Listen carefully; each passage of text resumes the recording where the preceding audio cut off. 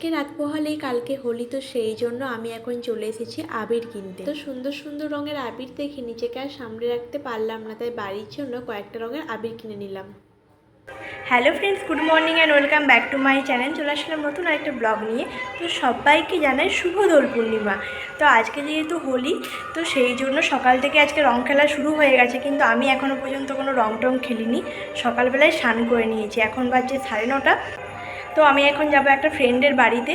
তো আমার বাড়ির সামনেই তার বাড়ি, একটু যেতে হবে, বাবা দিয়ে আসবে। কিন্তু আজকের দিনে বাইরে বেরোতেই খুব ভয় লাগছে, চারিদিকে যা রং খেলা চলছে। আমিও রং মাখবো, কিন্তু পরে মাখবো। সঙ্গে করে একটা জামাও ক্যারি করে নিয়ে যাব, কারণ যদি রাস্তাঘাটে রং টং মাখিয়ে দেয়, অতটা রাস্তা যেতে হবে। বাড়িতে সবাই আসে রং টং মাখাতে, কিন্তু আমি বলেছি আমাকে একদম এখন মাখাবি না, সেখানে গিয়ে আগে রং মাখবো বন্ধুদের সাথে। সেখানে আরও অনেক বন্ধুরা আসবে, সব আমরা একসাথে পড়াশোনা করতাম, সবাই এসেছে ওখানে। তো সবার সঙ্গে আজকে দেখা হবে, তো সেই জন্য সেখানে গিয়ে রং মাখবো, তারপর বাড়িতে এসে সবার সাথে রং খেলবো। আর আমার ব্যাকগ্রাউন্ডে প্রচণ্ড আওয়াজ হচ্ছে, কারণ আমাদের এখানে পুজো হয় হোলি উৎসব উপলক্ষে, চাঁচুরি হয়, মানে চাঁচর পুজো। তো সেই জন্য ওখানে মাইক বাজছে, ব্যাকগ্রাউন্ডে আওয়াজ হচ্ছে, পাশের গ্রামেই পুজো হচ্ছে। তো চলো পুরো ব্লগটা কন্টিনিউ দেখতে থাকো। আমি রেডি হয়ে নিই, তারপর তোমাদের সাথে কথা বলছি। এখন বাজে 10:30, যাওয়ার কথা ছিল 10টার সময়, কিন্তু স্নান করার পর তারপর পুজো করলাম, তারপর রেডি হলাম। তো এটা ওটা করতে করতে অনেকটা দেরি হয়ে গেছে। তো তারপর আমি এখন রেডি হয়ে বেরিয়েছি, কিন্তু দিতে যাওয়ার জন্য কাউকে পাচ্ছি না, কেউ আজকে বেরোতে চাইছে না রাস্তাঘাটে, যেহেতু সবাই রং মাখাচ্ছে। তো সেই জন্য আমি খুব রিস্ক নিয়েই বেরিয়েছি। সাদা জামা পরবো বলেছিলাম, কিন্তু পরলাম না, সাদার একটু ছোঁয়া রেখেছি। তো ব্যাগে একটা সঙ্গে জামাও নিয়ে নিয়েছি। তো পুরো সাদা পরার ইচ্ছে ছিল, কিন্তু রং দেওয়ার ভয় আর সাদা জামাটা পরলাম না। তাও খুব ভয় লাগছে, যদি রং টং মাখিয়ে দেয়। তো বলবো যাতে না রং টং মাখিয়ে দেয়। তো এখনও আমি কাউকে দিতে যাওয়ার জন্য পাচ্ছি না, বাবাকে বললাম, সে তো ভয় বেরোবেই না। তো বিশ্বমশাই আসছে, সে আমাকে দিয়ে আসবে। এখন তো আসবে না, তোরা লেট হয়ে গেল, ওখানে যাবো। কখন থেকে রেডি হয়ে বসে আছি, কিন্তু কেউ দিতে যাচ্ছে না। বাবাকে কতবার করে বললাম, সে তো যাবেই না বলে দিল।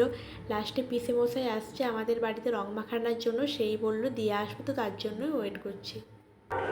আমি কথা বলছি আর ব্যাকগ্রাউন্ডে এত পরিমাণে আওয়াজ আসছে যে কোনো কিছু শোনাই যাচ্ছে না ঠিকঠাক করে, প্রচণ্ড পরিমাণে মাইক বাজছে এখানে।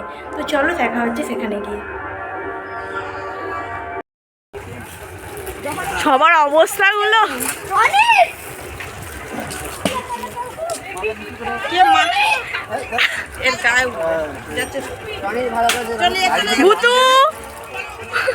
অনেকক্ষণ ধরে ওয়েট করার পর ভাই এখন চলে এসেছে, কিন্তু আসার সঙ্গে সঙ্গে তাকে সবাই আবির মাখিয়ে ভূত করে দিয়েছে। বাড়ির সবাই মিলে রং খেলতে শুরু করে দিয়েছে। আমারও রং খেলতে খুব ইচ্ছে করছিল, কিন্তু যেহেতু একটা জায়গায় যাওয়ার কথা আছে, তো সেই জন্য আর রংটা খেললাম না। সেখানে গিয়ে একবারে রং খেলবো সবার সাথে। বাইকে করে এতটা রাস্তা যাব, সেটা ভেবেই ভয় লাগছে। আজকে যা বাইরের পরিস্থিতি, যে কোনো মুহূর্তে না রং মাখিয়ে দেয়। আমি ভয়ে ভয়ে ভয়ে ভয়ে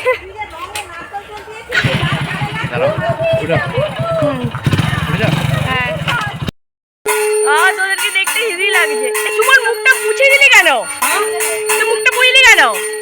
অনেক কষ্টে রঙের হাত থেকে নিজেকে বাঁচিয়ে এখানে এসেছিলাম, কিন্তু শেষ মুহূর্তে এরা যা অবস্থা করলো। আসার সঙ্গে সঙ্গেই দেখি এরা দল বেঁধে মন্দিরে বসে আছে, আবির মাখাবে বলে ওয়েট করছিল। আমাকে রুমেও যেতে দেয়নি, তার মধ্যেই আমার এরকম অবস্থা করে দিয়েছে। সিনেমার কি হয়ে গেছে? আর এইদিকে বেচারা কমল, মুখটা দেখে মনে হচ্ছে যেন মুখের মধ্যে রামধনু উঠে গেছে কয়েকটা কালারের। মন্দিরে পুজো আছে বলে এরা সবাই স্নান করে মন্দিরে বসেছিল, স্নান করার পর এদের এরকম অবস্থা করা হয়েছে। আগে থেকে স্নান করলে এটাই হয়। তুই যা রংটা মেখে আয়, এরকম ঘরের মধ্যে ঢুকে না বসে থেকে রংটা মেখে আয়। তো আসার সঙ্গে সঙ্গে পুরো আমাকে ভূত করে দিয়েছে, পুরো ভূত হয়ে গেছি। আবার স্নান করতে হবে আমাকে।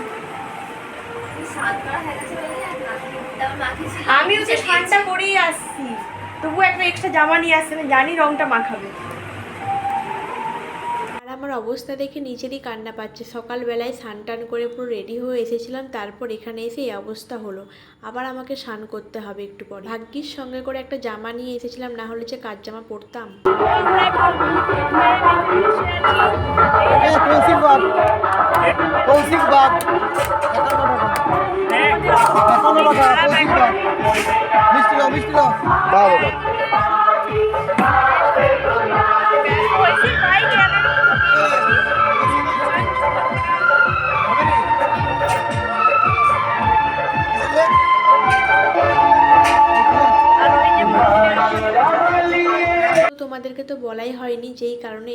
আসা। এটা হচ্ছে সুমনদের মন্দির, বাড়ির মন্দির। তো এই মন্দিরটা প্রতিষ্ঠা করা হয়েছে, তো সেই জন্য আমাদেরকে ইনভাইট করেছে। আর এই ঠাকুরটা হচ্ছে মনসা ঠাকুর। মন্দিরে পুজো হতে এখনও অনেকটা দেরি আছে, আর আমার এখনও স্নান হয়নি। বাথরুমে লম্বা লাইন পড়ে গেছে স্নান করার জন্য। স্নান করে আবার রেডি হয়ে নিয়েছি, আর মনে হচ্ছে কেউ রং টং মাখাবে না। আর এইদিকে প্রচুর পরিমাণে খিদে পেয়ে গেছে আমার। আজকে ঠাকুরের প্রসাদের মেনু হচ্ছে খিচুড়ি আর বাঁধাকপির তরকারি, তার সাথে মিষ্টি, চাটনি সব কিছুই রয়েছে। খিচুড়ি হচ্ছে আমার ফেভারিট একটা খাবার। খিচুড়ি হলে আমি ভাতের থেকে বেশি পরিমাণে খিচুড়িটা খাই। আর আমার সাথে সাথে সুদীপাও আজকে হাত মিলিয়েছে, ওরও ফেভারিট খাবার। তো আমাদের খাওয়া দাওয়া কমপ্লিট হয়ে গেছে। খেয়ে দিয়ে সবার পেট পুরো ফুলে গেছে। পেটটা একটু দেখি না। তো এবার আমরা সবাই একটু রেস্ট নিচ্ছি। এখনো পুজো হতে অনেকটাই দেরি আছে, তারপরে পুজো টুজো শেষ হলে তারপর বাড়ি যাবো। কিরকম লাগছে? বেকার কেন? জঘন্য কেন বল, কেন? তোর বিয়ে করে না, এটা আমি কি দিচ্ছি? আমি তো ইন্টারভিউ নিচ্ছি। লোকে বিয়ে করে বলে কত ভাল লাগছে। একবারে বেকার, বিয়ে করা মানে বেকার, জীবন শেষ। আমার শুধু আমি মজবুরে করে বিয়ে করেছি, না হলে করতাম না। এটা ভাই ঠিকই।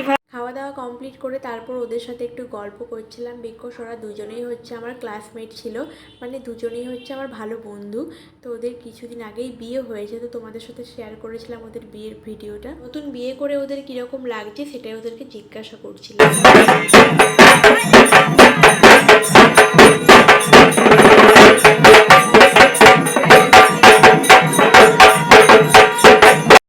এখন বাজছে 5টা, আর এইমাত্র আমি বাড়ি এসে পৌঁছালাম। তো কিছুতেই আসতে দিচ্ছিল না, অনেক কষ্ট করে বাড়ি আসলাম। আর বাকিরাও বেরিয়ে গেছে, ওরাও সবাই বাড়ি যাবে। আর আমি যেহেতু কালকেই চলে যাব, একদিনের ছুটি ছিল, তো সেই জন্য লেট করলাম না। বাড়িতেও একটু টাইম দিতে হবে, তাই তাড়াতাড়ি একটু চলে আসলাম। সেই তো 11টার সময় গিয়ে পৌঁছেছিলাম। তো আমি একাই শুধু বাড়ি আসিনি, আমার সাথে সাথে ওরাও বেরিয়েছিল, কিন্তু আমাদের কাউকেই আসতে দিচ্ছিল না, বলছিল আজকে থাকতে। কিন্তু আমি একদিনের জন্য বাড়ি এসেছি, আমার পক্ষে থাকাটা সম্ভব ছিল না। আর ওরাও যেহেতু কালকে গিয়েছিল রাতের বেলা, তো সেই জন্য আজকে সবাই যে বাড়ি চলে যাচ্ছে। তো আজকে রাস্তাঘাটে একটাও গাড়ি চলছিলই না, আর চলার কথাও না। তো টোটোয় করে আমরা আসলাম। আমি এখানে জলসরাতে নেমে পড়লাম, আর বাকিগুলো যাচ্ছে ঘাটাল পর্যন্ত। মানে খুব রিস্ক নিয়ে আমরা সবাই বেরিয়েছিলাম। আমার তো সামনে বাড়ি, আমি টুক করে চলে আসবো, বা না আসতে পারলেও কাউকে ফোন করে দিলে নিয়ে চলে আসতো। কিন্তু ওরা হচ্ছে খুব রিস্ক নিয়ে বেরিয়েছিল। তারপর ওখানে দেখলো যে টোটো চলে আসছে। টোটো হচ্ছে ঘাটাল পর্যন্ত বললো যাবে, ওখান থেকে বাস পেয়ে যাবে। তো এখন ওরা ঘাটালেই যাচ্ছে, আর আমি এদিকে বাড়ি এসে পৌঁছেও গেছি। তারপর যদি না বাড়ি পৌঁছতে পারে তারপর আবার ব্যাক করবে, কিছু করার নেই, আজকের দিনে তো এরকম হবেই। তো তাড়াতাড়ি ওখান থেকে ব্যাক করলাম, তার একটাই কারণ হচ্ছে একদিনের জন্য ছুটি পেয়েছিলাম এবারে। তো কালকেই আবার আমি ব্যাক করব, কলকাতা গিয়ে আবার অফিস করতে হবে। তো সেই জন্য বাড়িতে একটুও টাইম দেওয়া হয়নি। বিকেল থেকে রাত পর্যন্ত বাড়ির সবার সাথে একটু সময় কাটাতে যাই। আর এখন যাচ্ছি আমার একটা ছোট ভাইয়ের সাথে দেখা করতে। ঘুমোচ্ছিল, আর ওকে এসে আমি ঘুম থেকে তুলে দিয়েছি। তার কারণ হচ্ছে ও যখন 2 মাসের ছিল তখন ওকে দেখেছিলাম, তারপর এসে দেখি এতটা বড় হয়ে গেছে। পরের বার যখন আসবো এসে দেখবো ওর অন্নপ্রাশন হয়ে গেছে। কয়েকদিনের মধ্যেই কতটা সময় চলে যাচ্ছে। কথা বলো, যাবেন যাবেন সামনে থেকে কর না, লাইন থেকে দেখতে যাবে। ও বুলেট, কি গো ক্যামেরার দিকে তাকাচ্ছে, দেখো এদিকে এদিকে ফটো তুলবে বলছে ভোজনার সময়। কি গো কি বলছে? এদিকে এদিকে